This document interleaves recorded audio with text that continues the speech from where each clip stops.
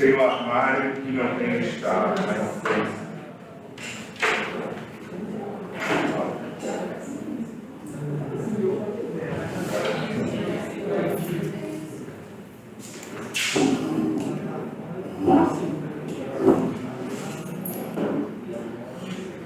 Então, pessoal, vamos continuar aí, até mesmo que primeiro dia, para a gente trabalhar um pouco mais light, sem judiar demais de vocês.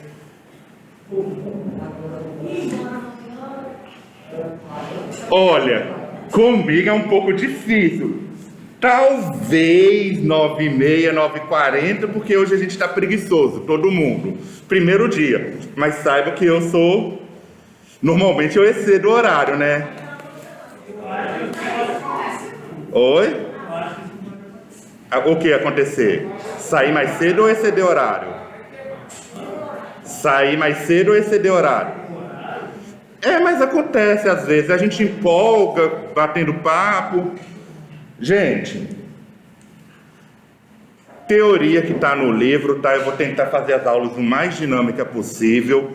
Repito, não sou a pessoa que manja mais de motores do mundo, que conheço motores com a palma da minha mão, mas sou engenheiro eletricista e tenho o conhecimento necessário para trabalhar com motores.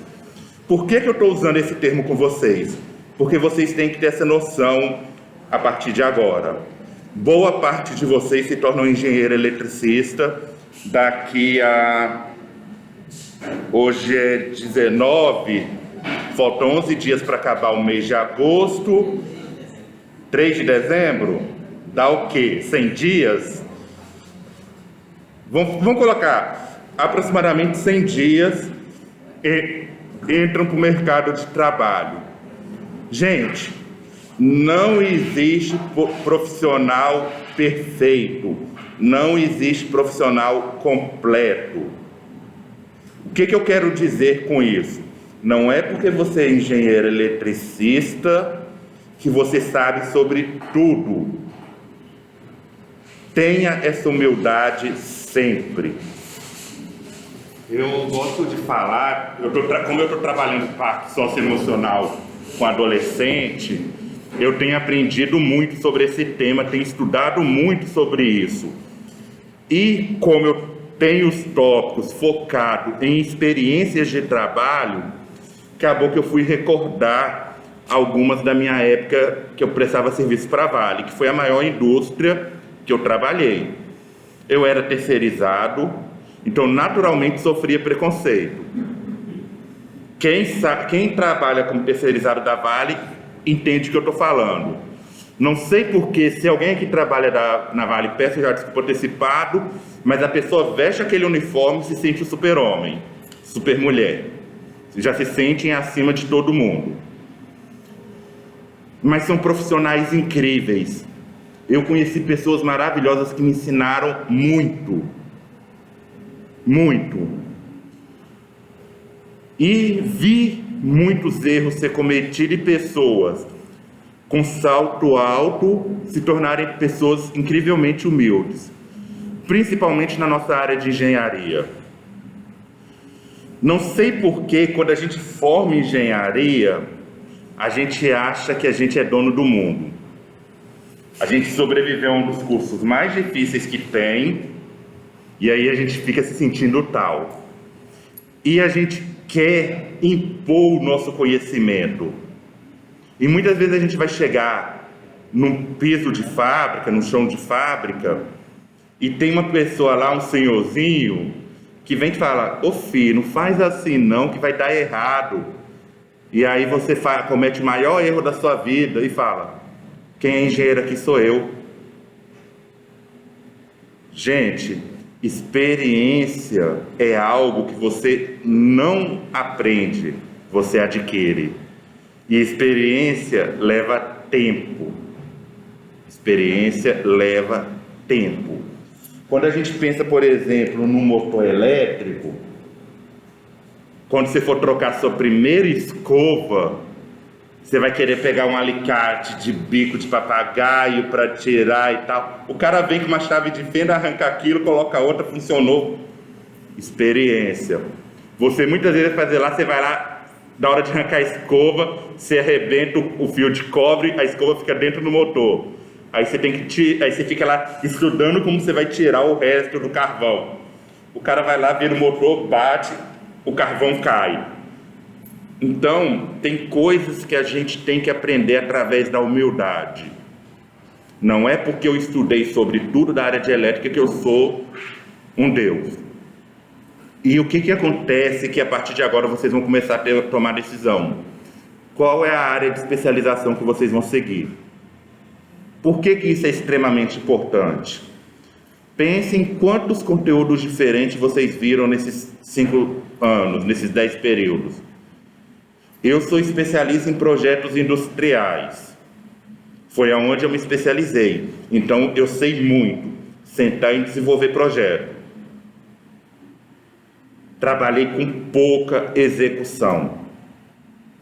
Então, por exemplo, se eu for num painel elétrico de um motor de uma máquina de grande porte, eu preciso do diagrama no mínimo para fazer a leitura e vou ter muita dificuldade de corrigir um problema no painel físico. Mas me dá um diagrama que eu leio ele tranquilamente, porque foi no que eu me especializei. Muitos aqui vão especializar em manutenção industrial, sistema elétrico de potência, eletrônica. Eu até brinquei muito, o Misael sofreu muito na minha mão nesses anos, que eu falei, nunca vou me comparar em eletrônica com o Misael. A lembrança que eu tenho do Misael é quando eu estava desenvolvendo um projeto na faculdade, estava sofrendo para trocar um componente, ele virou para mim numa guarda, viu eu estudando, o que você está sofrendo aí? Eu estou precisando substituir esse componente e não estou conseguindo achar ele. Compra componente tal lá na eletrônica central que você resolve o seu problema. Desse jeito. Se bobear ele não lembra, mas eu lembro. Porque marcou a minha vida. Já conheci o Misael de outras histórias, mas eu troquei o componente sem refazer o cálculo que eu tinha feito nenhum e funcionou. Então, provavelmente o Misael não vai fazer uma dedicação na área industrial de motores, porque ele já tem o próprio negócio na área de eletrônica. Não quer dizer que daqui a 5, 10 anos ele não pode entrar para essa área. A gente tem que estar preparado para isso. Depende do que estiver dando dinheiro na época, né?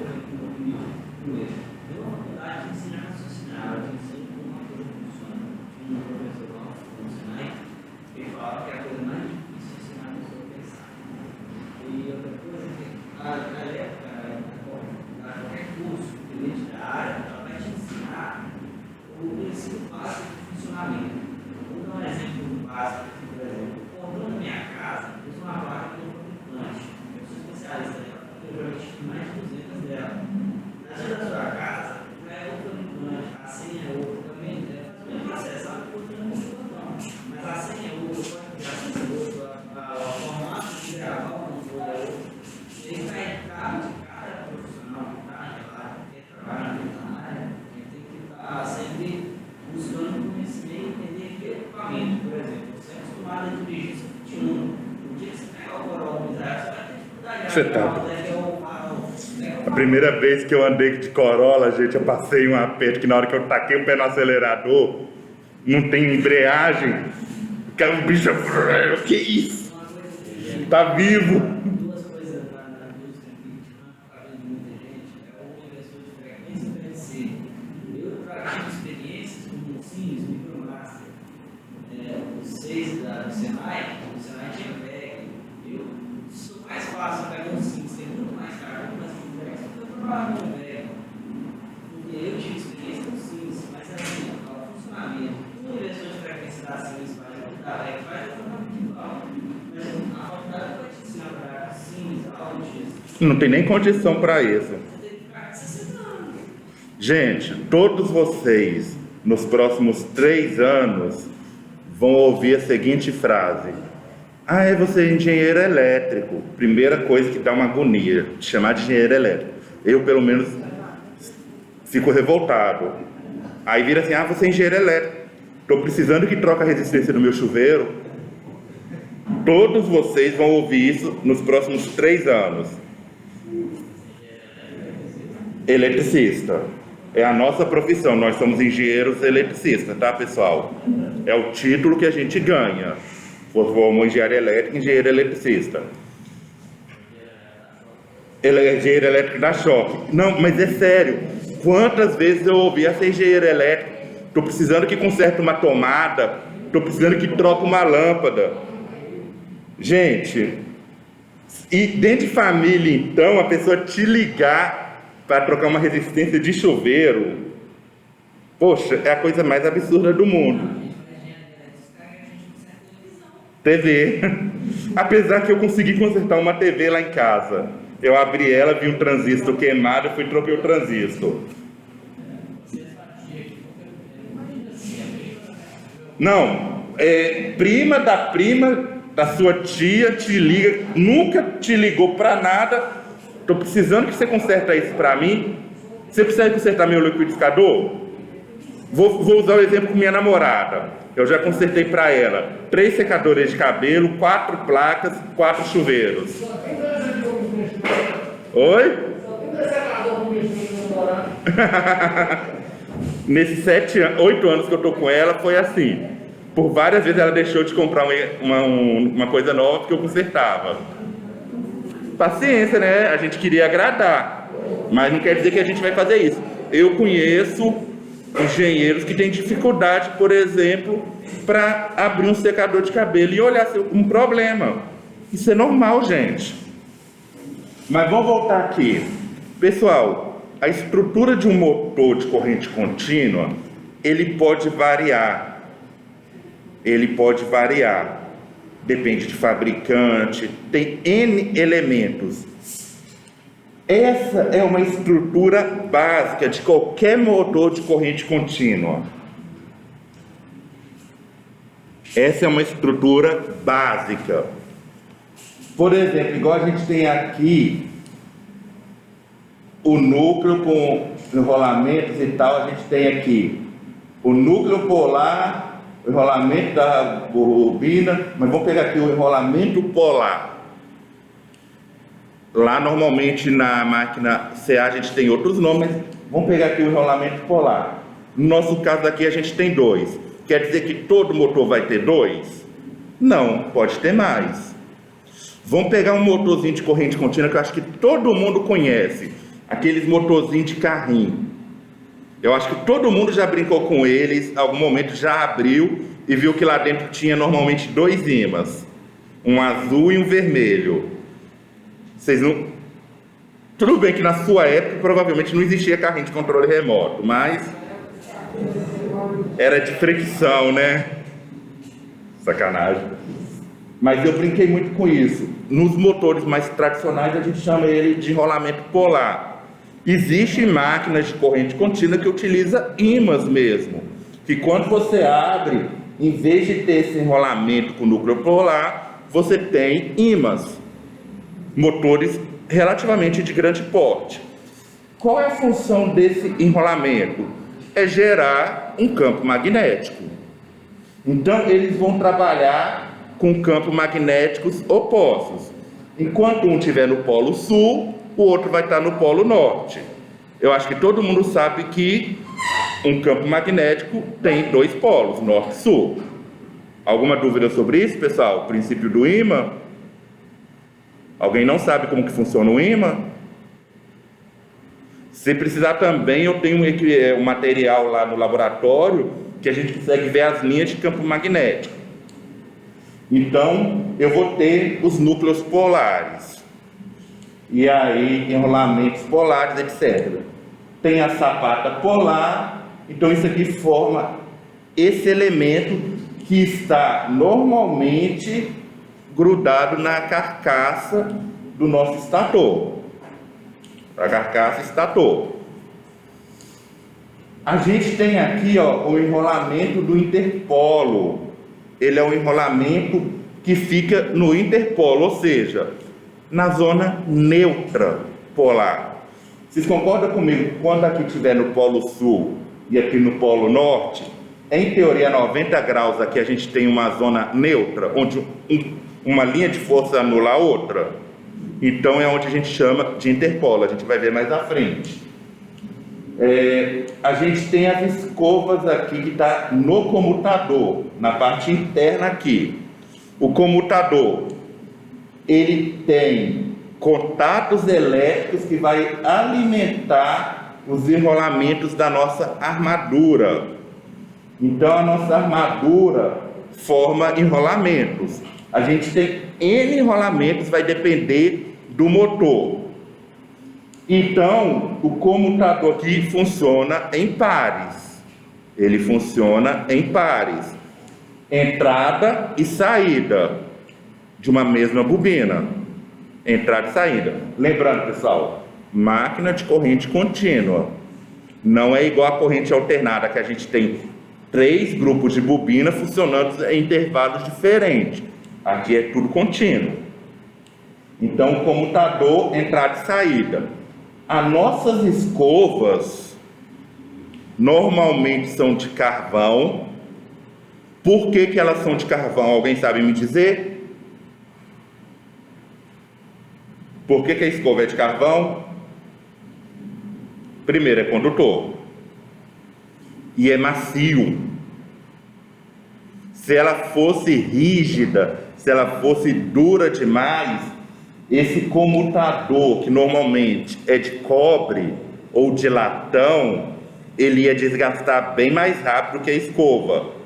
Por isso que em máquinas contínuas, máquinas monofásicas, a gente tem que trocar as escovas relativamente, constantemente, porque elas desgastam.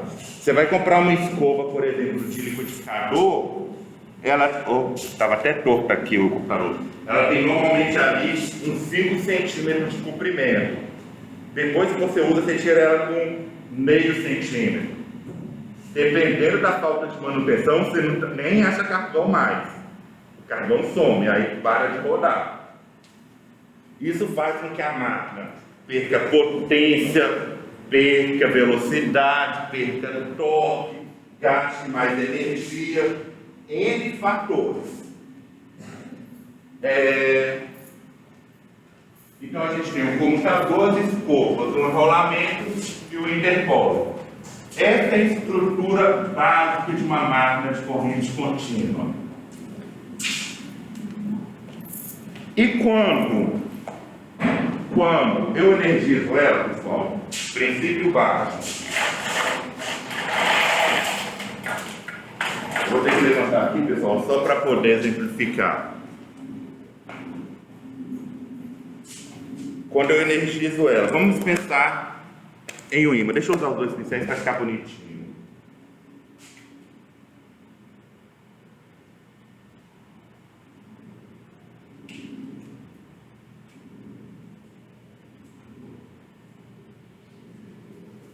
Norte e sul, ímã. O que acontece com o ímã se eu fizer essa composição aqui? Eles vão tender a se aproximar. As linhas de força vão se atrair. Correto?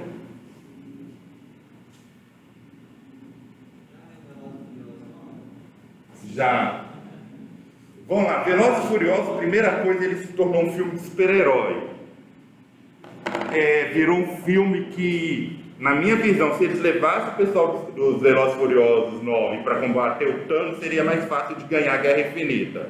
Porque, pelo amor de Deus, ir com um carro para o espaço, arrebentar um satélite, e o pior de tudo, ser recolhido pela estação espacial e depois estar comendo churrasco, tem uma coisa muito estranha, porque pensa só, a estação espacial, que tem vários países que controlam, vai pegar 2 pessoas que chegaram no espaço, estão batendo na janela da estação espacial. Primeiro, isso nunca aconteceria. Eu acho que nenhum astronauta aceitaria isso.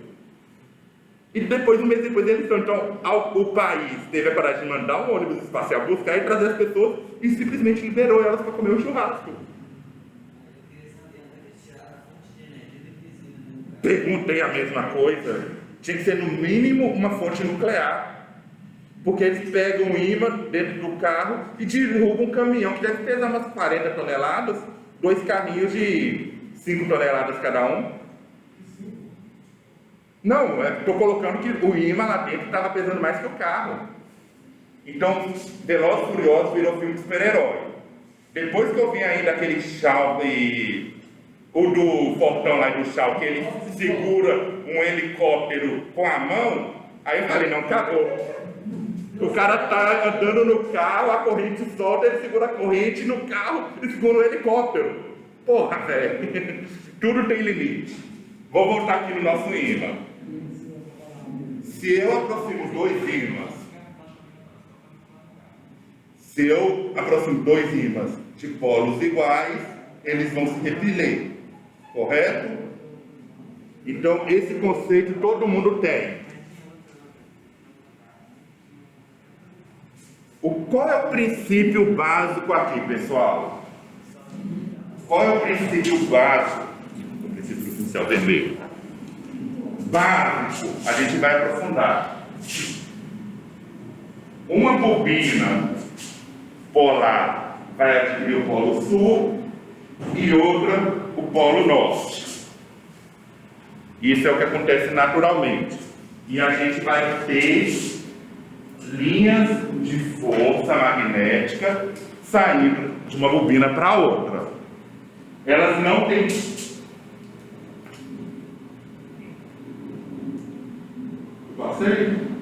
elas não têm como chegarem a uma outra porque elas estão presas em um núcleo fixo. Elas estão presas no nosso estator.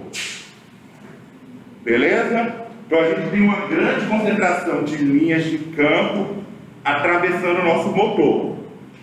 Mas ele não funciona somente assim. Ele não vai simplesmente girar porque tem esse campo. Ele precisa de uma maneira de mover o motor. Então, essa é a nossa função das escovas com o comutador e os enrolamentos da armadura. Na hora de chegar à alimentação, vai provocar aqui na nossa bobina um polo sul e um polo norte. Deixa eu colocar vermelhinho. Um polo norte nessa bobina. Vamos dizer que ela esteja atuando. Estou falando do princípio básico, tá, pessoal? Ela está atuando. O que vai acontecer aqui naturalmente? A tendência das linhas de força é que o polo sul seja atraído para o polo norte do nosso conjunto polar e o polo norte seja atraído para o polo sul. Isso fez com que o rotor girasse. Correto? Na hora que ele gira, vai mudar a posição do comutador e isso daqui vai passar para a próxima bobina. Vai provocar, então, o girar. O comutador aqui são várias laminazinhas que eles vão mudando de acordo com o giro do motor, alimentando uma bobina por vez. Alimentando uma bobina por vez. Ah, Fernando, mas a construção dessas bobinas podem ser feitas para facilitar e diminuir o gasto de energia. Sim, mas o princípio de funcionamento é esse. Então, tudo para atrair polo norte e polo sul. Deixa eu ver aqui. Aqui tem a explicação.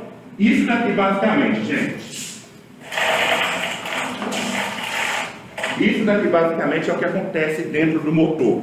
Todo motor de corrente contínua funciona com essa relação de armadura, fluxo polar e interação entre os fluxos. Quando eu pego e tenho 2 ímãs, eu tenho um campo magnético acontecendo dentro do meu motor. Então, o polo norte está fazendo uma influência em parte das nossas espiras. o polo sul está fazendo uma influência em outra parte das nossas bobinas. E eu tenho a zona interpolar, que é a zona neutra, onde uma linha de força anula a outra. Então, essas duas bobinas aqui, elas estão, entre aspas, desmagnetizadas. O fluxo polar, pessoal, lembrando, isso aqui é o fluxo da armadura, o que a armadura exerce sobre o sistema. O nosso fluxo polar sai atravessando a nossa bobina. Então aqui a gente tem um fluxo tendendo para a vertical, ou seja, apontando uma linha de força para a vertical, lembrando do giro do campo magnético. E aqui a gente tem o fluxo polar, de um polo para o outro. E aqui a gente tem a nossa interação.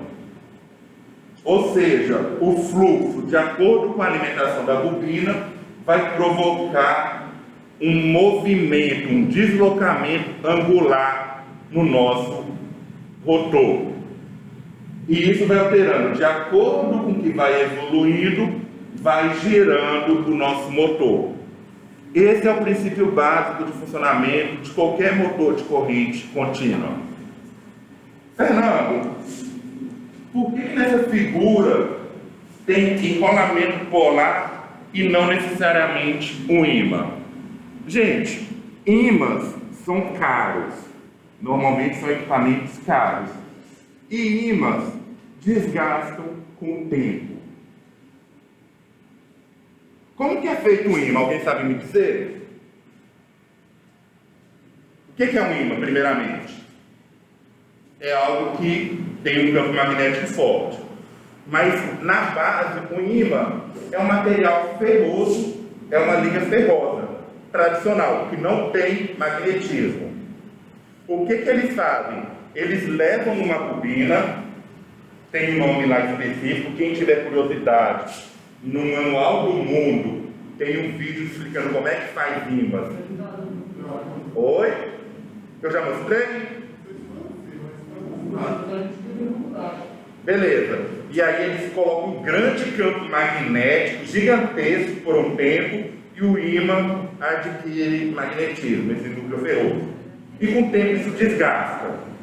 E desgasta muito. É claro que o ímã de alto-falante, por exemplo, ele vai ficar ali anos antes de estragar, antes de perder o magnetismo. O alto-falante vai estragar, mas o magnetismo não vai perder. Mas quando a gente pensa no motor, esse desgaste seria maior por causa do funcionamento dele. Então, é mais comum a gente ter eletroímãs. Então, esse enrolamento polar simplesmente vai funcionar como um eletroímã. Oi? Sim. Gente, todo brinquedo é feito para durar pouco. Fato, não é porque é do chinês, não. É todo. E outra, você pode comprar o carrinho de controle remoto melhor do mundo. O motorzinho é o mesmo. E todos eles vêm do mesmo lugar. China, Taiwan. Todos. Pode olhar para vocês verem. Então, pessoal, esse princípio aqui vai funcionar em qualquer máquina de corrente contínua. E ele é bem eficiente. Ele é bem eficiente por causa que tudo está sendo concentrado dentro da nossa armadura, dentro da nossa carcaça do estator. Tudo está acontecendo aqui dentro. Se você chegar numa máquina de corrente contínua, ela não gruda o metal na carcaça. Ela é projetada para que essa estrutura magnética funcione aqui dentro. Então, tudo isso aqui, pessoal, está explicado, entendeu? Aí a gente tem lá o vetor B paralelo à zona neutra, depois fala da figura 1B, C e assim por diante. Aí fala lá, ó, este fenômeno, pessoal, faz que a zona neutra saia do seu alinhamento original. Este deslocamento pode causar centelhamento excessivo. Então, quando a gente tem aqui essa mudança de comutação, essa zona neutra que existe entre os dois polos pode provocar excesso de centelhamento. Então, voltando lá, e ainda percebe que há uma concentração do campo de campo magnético nas extremidades. Esse efeito pode ser compensado pelo nosso enrolamento de interpolos, lá da figura 1.2, que é a primeira.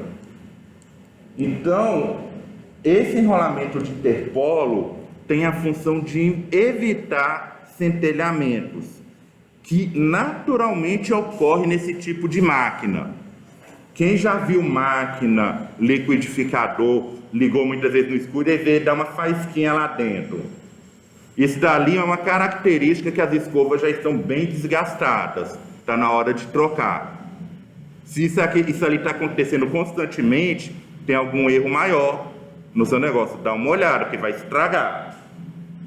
Mas esse enrolamento de interpolo, ele cria um campo magnético para evitar centelhamento. Centelhamento provoca queima, provoca faísca, provoca perda de material, desgaste excessivo. Um ponto importante, como todo motor, o estator e o nosso rotor, eles não têm contato entre si, não pode ter contato. Normalmente na carcaça a gente tem os rolamentos lá que mantém o rotor centralizado perfeitamente e gira livre. Se ele encosta, está errado.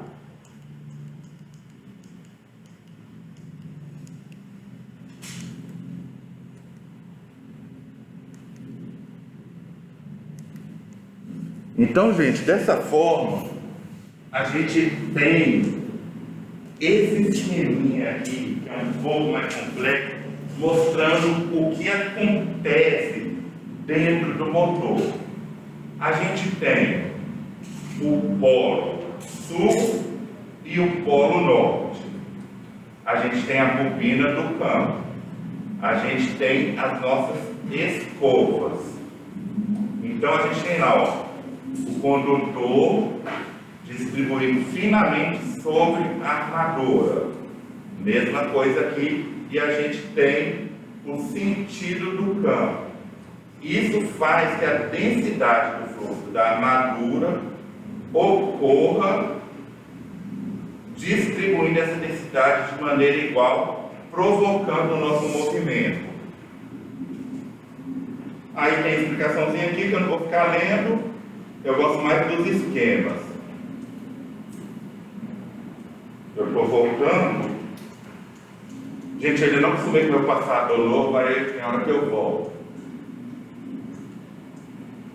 Gente, polo sul e polo norte vão ser representados sempre da mesma maneira, tá? Sempre vai ser polo sul e polo norte. Inclusive é baseado mesmo nosso polo sul e polo norte da Terra.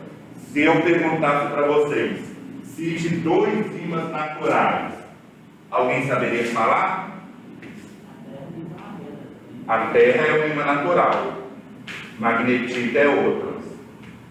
Então, isso eu já vi em provas de nível médio de concurso, perguntando, dois ímãs naturais, o planeta Terra e a magnetita.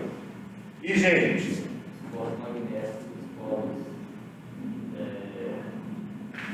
os satélites e os ímãs são diferentes. Em que sentido? Não está em Oi? Também não está alinhado, mas o polo norte da Terra não, é o polo sul.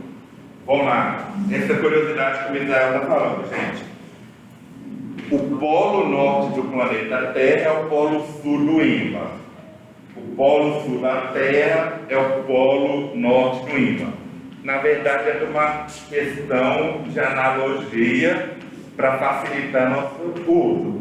Porque nunca o ímã vai apontar o norte para o norte e o sul para o sul. Então, tem uma inversão natural. É o princípio da corrente elétrica. A corrente elétrica sai do positivo para o negativo ou do negativo para o positivo? Real e convencional. Convencional, positivo para o negativo. Real, negativo para o positivo. É o mesmo princípio aí dos ímãs. Na verdade, é como se você girasse o ímã, mas você nunca vai conseguir. Se você pegar uma bússola, aquela bolinha ali no meio, ela é magnetizada. Aí você tem lá vermelhinho apontando para o norte. Quer dizer que aquele é o polo norte do ímã? Está ali? Não, é o polo sul. Porque senão ele não atrairia para o polo norte. Esse é o princípio básico. Então, gente, veja que mesmo a gente está falando de corrente contínua, a nossa forma de onda que acontece, ela é meio que alternada. Se eu fazer a leitura do fluxo magnético, da densidade de fluxo que acontece ali, ele acontece de maneira alternada dentro do nosso motor. Maneira alternada quer dizer que vai ter um movimento alternado, vai gerar o nosso motor. Se ele fosse contínuo, não ia gerar.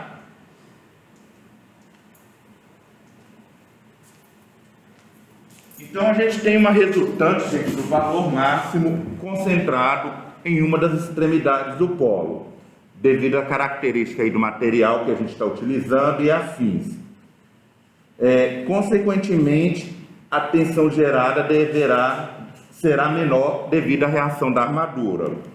Então, quando a gente calcula a tensão,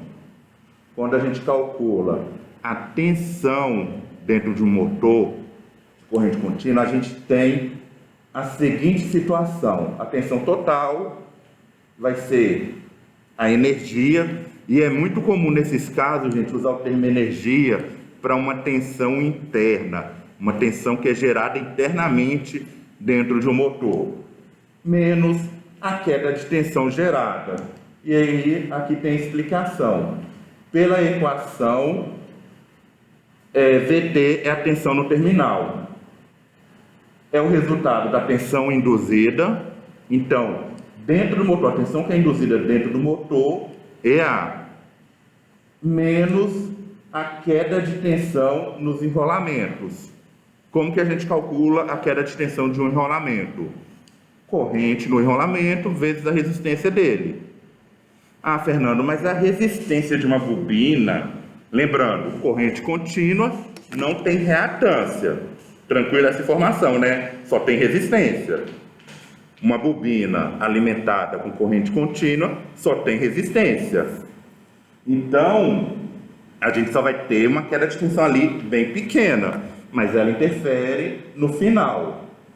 Contudo, essa equação despreza o efeito da armadura e causa uma tensão interna, delta VRA, conforme mostra a figura. Então, gente, como tudo dentro da área de elétrica, e eu falo que a principal coisa que a gente tem que saber, e como que eu vou colocar isso para vocês? E a gente tem que ser humilde para reconhecer que a gente precisa de manuais. Tudo que a gente vai fazer dentro da área de elétrica, o ideal é que a gente utilize manuais. É claro que você adquirir uma experiência de mexer com uma placa, você já mexeu com mais de 200 placas, você não vai precisar mais do manual dela, você já conhece ela muito bem. Mas a primeira e segunda, terceira, você teve que usar o manual para entender como ela funciona. Um erro grave da humanidade: você vai lá e compra uma TV, uma coisa boba. Hoje são as Smart TV. Como que você instala um aplicativo na Smart TV? Você vai na tentativa e erro, você pega um controle e vai lá tentar instalar direto. Você não vai no manual e vê lá como instalar o aplicativo para ir direto. No celular, a mesma coisa. Por exemplo, como que a gente faz? Todo mundo aqui já formatou celular alguma vez. Vocês sabiam que vocês podem salvar um backup, que na hora que você reiniciar o novo celular, ele já instala os aplicativos, tudo para você?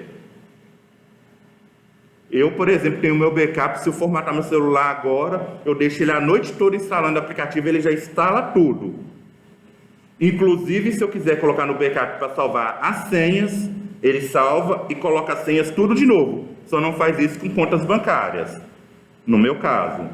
Se bobear, tem até como fazer isso em algum tipo de backup. Não aconselho para ninguém usar aplicativo para salvar senha bancária. Isso em todo manual ensina. Mas a gente não lê manual. Gente, você vai chegar lá em um quadro que alimenta o motor de corrente contínua.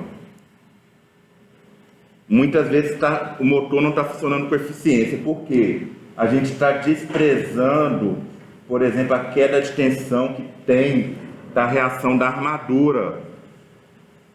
Então a gente tem a curva de carga característica do motor, a gente tem o ponto de operação e a gente tem a característica interna. Então veja que aqui a gente tem as situações reais de funcionamento do motor. Se eu estou alimentando o motor, por exemplo, com 200 volts, internamente ele não está usando 200 volts. Eu tenho uma queda de tensão provocada da reação da armadura e eu tenho uma queda de tensão da bobina. Aqui que vai estar o nosso ponto de operação. Ah, Fernando, seria mais ou menos, bem longe de mais ou menos, as potências ativa, reativa e aparente. Esse gasto que eu estou tendo aqui não está sendo utilizado para operação. Eu estou tendo uma perda de energia dentro do meu motor.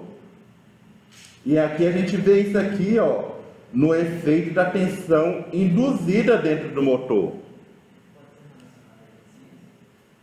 Com certeza.